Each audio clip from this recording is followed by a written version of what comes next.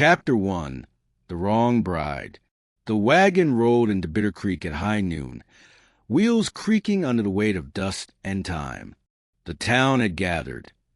Children hanging off porch rails, women whispering behind gloved hands, and men squinting from under their hats. Everyone knew Elias Monroe, the quiet rancher who'd finally sent for a bride. Elias stood tall by the hitching post, hat low against the sun. His hands were rough, clenched around the reins of his bay stallion. Months of waiting, months of imagining a modest woman who would tend his hearth and share the loneliness of the ranch. Today was meant to be a turning point. The wagon door opened with a squeal of rusty hinges. A boot appeared first, red leather, heeled and shining like it belonged to a saloon stage, not Montana dust. Then came a woman, tall and radiant, in a crimson dress that hugged her curves. Her lips curved into a smile that was more challenge than greeting. The whispers turned into gasps. "Lord above, that's Clara Devine," someone muttered from the boardwalk. The belle of Dodge City herself. Elias's jaw tightened. He knew the name. Any man who'd spent time in the cattle towns did. Clara Devine wasn't the sort of woman you married. She was the sort men paid gold and whiskey just to touch. She stepped down, skirts swishing, eyes gleaming beneath the brim of a feather hat. Dust swirled around her boots, but she wore it like a crown. "You Elias Monroe?" Her voice carried smooth as whiskey, sharp as a knife's edge. Elias took a long breath through his nose, steady as a man staring down a rattler. "I sent for a bride," he said flatly. "Not for you." The crowd chuckled nervously, hungry for scandal. Clara's smile never faltered. She set her gloved hand on her hip, tilting her head. "Well, sugar, I reckon I'm the one that stepped off this wagon. So like it or not, I'm the woman you're getting." Heat rose up Elias's neck, not just from the sun. His heart hammered with something between fury and disbelief. He'd pictured a quiet, apron-wearing girl, not a painted lady with a past every man here could whisper about. "I don't need trouble on my ranch," Elias growled. "And I don't need another man telling me what I am." Her eyes flashed, proud and defiant. "But here we are." The standoff hung heavy, like the pause before a gunfight. Around them, Bitter Creek held its breath, the creak of the saloon swinging doors and the distant cry of a coyote, the only sounds cutting through the silence. Elias tipped his hat lower, turning toward his horse. "We'll see about this," he muttered. Yet even as he walked away, the scent of her perfume, wildflowers and smoke, clung to him, and for the first time in years, the hardened rancher felt his carefully built walls begin to crack. Chapter 2. A Ranch of Shadows. The prairie stretched wide and endless, painted gold by the dying sun. Elias rode ahead, silent in the saddle, his bay stallion's hooves thudding against the hard-packed earth. Behind him, perched awkwardly on the wagon bench, Clara Devine leaned back against a wooden seat, her crimson skirts spilling like spilled wine. She looked out at the vast emptiness, her city-trained eyes narrowing at the sight of nothing but sky and grass for miles. "This it?" she finally called, her voice carrying over the creak of wagon wheels. "Your kingdom?" Elias didn't look back. "It's land. Land don't need to be a kingdom. Just needs tending." She let out a soft laugh, more bitter than amused. "Darling, where I come from, men who pay for women's time don't talk about tending. They talk about owning." The words cut sharp, but Elias kept his gaze forward. Still, his shoulders stiffened, the reins tight in his grip. He didn't like her talk, didn't like her presence, but there was no denying her voice carried a heat that stirred something in him, something he hadn't felt in years. By the time they reached his ranch, the sky had slipped into twilight. The spread came into view, a weathered cabin, corrals full of restless cattle, a barn leaning like an old soldier. To most, it was a lonely stretch of dirt and wood, but to Elias it was everything he bled for. Clara stepped down from the wagon, brushing dust from her skirts with a sigh. So this is the grand estate of Elias Monroe. She looked at the sagging porch and cracked windows, lips curling into a smirk. I've stayed in saloons finer than this. Elias swung down from his horse, boots crunching against gravel. He shot her a hard look, one that would silence most. But Clara only arched a brow, daring him. You wanted a wife, she said. I ain't what you pictured, but I'm here. You're going to throw me back on that wagon and let me rot out there, or you're going to let me inside. Her words lingered in the dry evening air. Elias felt the ache of his own loneliness pressing on him. The silence of nights broken only by coyotes, the empty chair across the table, the cold side of the bed. With a grunt, he strode up the porch steps, pushed the cabin door open, and let the warm glow of the lantern spill into the dust. You can stay the night, he muttered, but don't mistake this for a welcome. Clara's laugh rang soft, edged with sorrow. She followed him in, her perfume trailing behind her like a promise he didn't want to touch. Yet as the door closed, the shadows inside seemed to shift, as if the ranch itself knew change had come riding in. Chapter 3, Gunpowder and Whiskey. Bitter Creek came alive when the lamps in the saloon were lit, spilling yellow light onto the dirt street. Music drifted out, the twang of a fiddle tangled with drunken laughter. Elias never liked bringing Clara into town, but she'd insisted. Said she needed a drink stronger than well water and a room that didn't smell like cattle. Against his better judgment, he'd saddled the horse and brought her. Now, stepping through the swinging doors, Elias felt the air change. The chatter dulled, heads turned, and eyes followed Clara Devine as though a queen had entered. Her crimson dress caught the lamplight, shimmering like embers. Every man in the room leaned forward, remembering stories whispered from Dodge City nights. Elias's jaw tightened. He felt the stares prick at his skin, felt the tension coil. Clara, though, seemed to revel in it. She sauntered the bar, heels clicking against the wooden floor, hips swaying as though the dust of Montana was just another stage. Whiskey, she told the barkeep, her voice sweet as honey yet sharp enough to cut glass. And don't water it down. A few men chuckled. One, a ranch hand with a crooked grin and too much drink in his blood, swaggered over. Well now, if it ain't Clara Devine herself, Dodge City's finest. Didn't reckon Bitter Creek, had the coin to buy your company. Clara stiffened, but before she could speak, Elias stepped in. His hand landed heavy on the man's shoulder. She's not for sale, he said, low and dangerous. The ranch hand sneered. Then what's she doing with the likes of you, Monroe? Thought you sent for a bride, not a... The insult didn't finish. Elias's fist drove into his jaw, sending the man crashing into a table. Chairs scraped, boots stomped, and suddenly the saloon was on edge, the smell of spilled whiskey mingling with gun oil. The drunk lurched up, hand flying to his holster. Elias drew faster. Steel flashed in the lamplight, and the barrel of his Colt leveled at the man's chest. Don't, Elias warned. His voice carried the kind of weight only a man who'd seen death could summon. For a heartbeat, the room held still. Only the creak of the floorboards and Clara's shallow breath filled the silence. Then the man's hand fell away, trembling. Elias holstered his gun with calm precision, then grabbed Clara by the wrist, pulling her toward the door. Outside, the night air was cool, carrying the distant cry of coyotes. Clara's mask slipped at last, her eyes wide, her voice trembling. You don't understand, Elias. Trouble follows me, always has. And tonight, it almost found me again.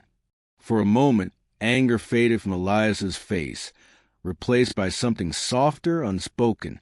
Lantern light flickered between them, shadows dancing across the dusty street. His grip loosened, but he didn't let go. Chapter 4. The Secrets We Carry. The ranch was quiet that night, save for the restless shuffle of cattle and the moan of wind through the prairie grass. Clara sat on the porch rail, skirts gathered in her lap, eyes fixed on the horizon where the stars bled into the darkness. A lantern burned low beside her, its glow catching the faint tremble of her hands. Elias stepped out from the cabin, a rifle slung over his shoulder. He'd been checking the fences, but the moment he saw her face, pale beneath the rouge, lips pressed tight, he knew the night held more than just wind and shadows. "You keep staring like that," he said quietly. "You'll scare off the moon." She huffed a laugh, but it was brittle, fragile as cracked glass. "You don't scare easy, do you, Elias?" "Depends on what's staring back." He leaned against a post, arms folded, his gaze steady on her. For a long moment, the silence stretched. Then Clara spoke, voice low, words dragging like heavy chains. "I didn't end up on that wagon by mistake. I wasn't running from a town or a reputation. I was running from a man." Elias's brow furrowed, but he said nothing, letting her spill what she carried. "His name's Virgil Kane. Gambler. Gunman. Thinks he owns people same as he owns cards and coins. I belong to him, or so he claimed. When I tried to leave Dodge, he swore I'd never be free." Her eyes glistened in the lantern glow, and for the first time, Clara Devine looked less like a queen and more like a hunted woman. Elias's jaw clenched. The name stirred whispers he'd heard on cattle drives. Virgil Kane was no idle threat. "And you reckon he'll come here?" "I don't reckon," she whispered. "I know. Men like him don't lose. They track, they punish." Her voice cracked. "And anyone standing near me gets burned." The night pressed in, coyotes howling far off like omens. Elias shifted closer, boots scuffing against the porch boards. His hand hovered near hers, rough and uncertain, before finally settling over her trembling fingers. "I didn't ask for this," he said, his voice low, gravelly. "Didn't ask for you, or the trouble you're dragging behind. But I'll be damned if I let a man like Kane lay claim to what ain't his." Clara turned to him, eyes wide. "And what am I to you, Elias? Your burden? Your mistake." His thumb brushed over her knuckles, slow, deliberate. "You're here. That makes you mine to protect." For the first time, Clara's proud mask slipped into something softer, something almost tender. She leaned just slightly into his touch, as though daring to believe him. But beyond the prairie, beneath the wide, endless stars, shadows moved. Trouble was already on its way. Chapter 5. Bullets at sundown. The sun dipped low, casting Bitter Creek in a wash of fire and blood. Shadows stretched long across the dirt street as the townsfolk pressed against doorways and windows, waiting. Word had spread fast. Virgil Kane was here. Elias Monroe stood in the middle of the street, Winchester rifle resting across his arm. His broad frame was steady, but his jaw worked hard, teeth grinding against the storm that raged inside. He'd faced drought, rustlers, and the lonely years, but never this. Never a man who came not for land or cattle, but for the woman inside his cabin. Behind him, Clara lingered at the porch, fists tight at her sides. She could feel her pulse in her throat as Kane rode into town with 3 hired guns, their horses kicking up a storm of dust. Virgil Kane was just as she remembered. Fine black coat, hat tilted low, a gold tooth flashing when he grinned. He carried himself like the devil had given him rights over this earth. "Monroe!" Kane's voice rolled down the street, smooth and taunting. "You got something of mine. Hand her over, and maybe I'll let you keep breathing." Elias raised a rifle, the barrel glinting in the dying sun. "She ain't yours, Kane. Not now, not ever." The crowd murmured, a sharp intake of breath cutting to the hot, heavy air. Kane laughed, slow and cruel. With a flick of his hand, his men dismounted. spurs jangling, hands twitching near their guns. Clara's heart thundered. She wanted to scream for Elias to come back, to let her go, anything to stop what was about to happen. But instead, she stepped down from the porch, skirts catching the dust, her voice carrying clear. "Virgil, you never owned me. You just chained me, and I won't with those chains no more." Her defiance lit a fire in Elias's chest. In that instant, the waiting broke. The first gunman drew. Elias's rifle cracked. The sound split in the evening like thunder. A man spun to the dirt. The second lunged forward, but Clara, quicker than anyone expected, grabbed a bottle from a nearby water trough and smashed it across his face, sending him reeling. Gunfire roared. Dust churned. The townsfolk ducked as bullets tore splinters from the saloon walls. Elias dropped to one knee, firing clean and sure. Another man fell. That left Kane, standing tall, his revolver gleaming as he aimed straight for Elias's chest. Clara screamed his name. The shot rang out. Elias staggered, blood blooming against his shirt. But before Kane could fire again, Clara darted forward, grabbing the fallen Winchester. Her hand shook, but her aim held true. She leveled it at Kane, her voice breaking yet fierce. "This ends now." The outlaw sneered, but when he saw the steel in her eyes, he hesitated. A single heartbeat later, a crack split the silence. Kane fell to the dirt, his revolver clattering uselessly beside him. The street was still. The sun sank fully, leaving Bitter Creek wrapped in the smell of gunpowder and the weight of what had just been won and lost. Chapter 6. A Bride by Firelight. The cabin smelled of smoke and iron. A fire crackled on the hearth, its glow spilling across rough-hewn walls and casting shadows that danced over Elias Monroe's still form. He lay on the bed, shirt torn open, blood seeping to the bandage Clara had pressed to his side. Every breath he took was ragged, rattling like a wagon wheel over stones. Clara knelt beside him, hands trembling as she dipped a rag into a basin of cool water. Her painted nails, chipped from the fight, brushed his fevered skin with surprising gentleness. She had known countless men, smelled their whiskey breath, endured their greedy hands. But never had she feared losing one the way she feared losing him now. "Don't you dare leave me, Elias," she whispered, voice raw. "Not after all this." His eyes fluttered open, storm gray and stubborn even to the haze of pain. "Takes more than a bullet to put me in the ground." A laugh broke through her tears, shaky and desperate. She pressed the rag against his temple, leaning closer. "You fool. You could have let me go. Saved yourself." His hand, calloused and strong even in weakness, lifted to cover hers. "I told you you're here. That makes you mine to protect." The words shattered something in her. For years, Clara Devine had been nothing but commodity, sold, admired, discarded. Now, here was a man bleeding out on a bed of rough blankets, claiming her as though she were more than the sum of her past. She sank onto the edge of the bed, tears streaking the rouge from her cheeks. "Elias, I ain't never been a wife. Don't know how to bake bread or sew curtains. All I know is how to fight, how to survive." His thumb brushed against her knuckles, weak but certain. "Then we'll learn the rest together."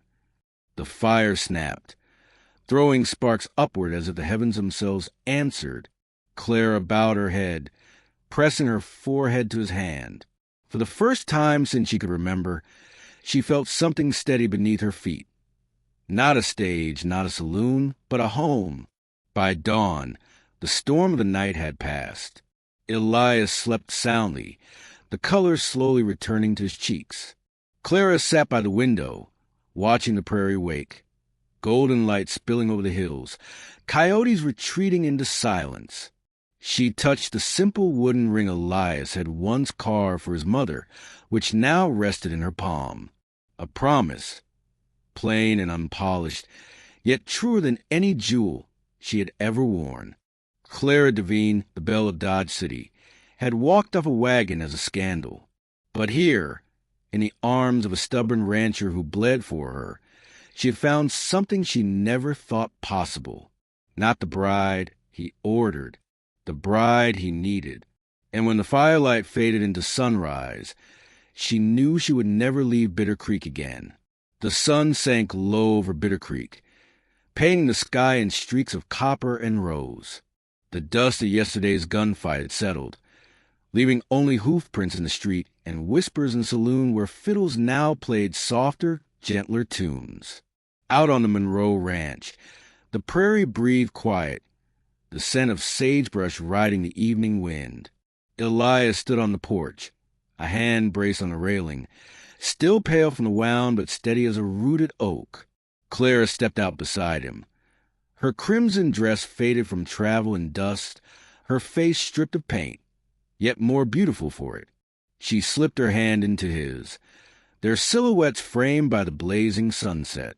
"I spent half my life belonging to men who never saw me," Clara whispered, voice carrying with the wind. "But you, Elias, you see me, just me."